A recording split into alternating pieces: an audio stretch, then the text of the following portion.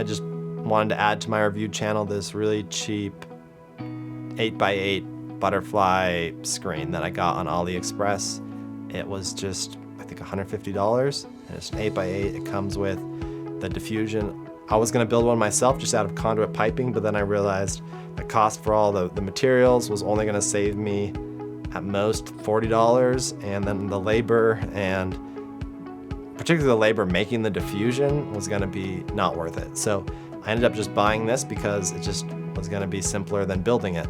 And again, so if you're wanting one of these, considering building one, or just want a cheaper version, this is a really good option. Obviously, the downside to this is that you do have to put together all the pieces. If you're gonna take it apart and put it together, it's gonna take maybe a few minutes longer than if you got some of these other more expensive versions.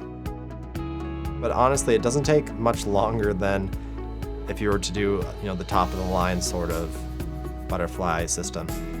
Those take a long time to set up too, because you have to do all the bungees, and this simplifies it with Velcro. It isn't that hard to put together individual pieces. You just need 2 Allen wrenches, and it's a pretty simple, compact system. But it probably would take 2 people to set up, to elevate it in the air. So it's not something you'd be able to do by yourself. But if you have that, if you have a need for this, but you want to invest a little less in it, this is a great option. It's a lot cheaper, particularly if you're gonna just set it up in a studio and just leave it. This is a great option because it's ready to go.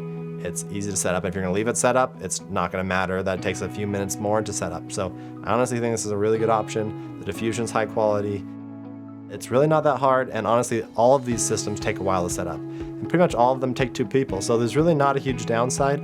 It is a little bit cheaper. It's maybe the material's not quite as durable, but it's still plenty durable. It's gonna work. Particularly if you're indoor at an indoor studio and you want one of these, this is a really good option.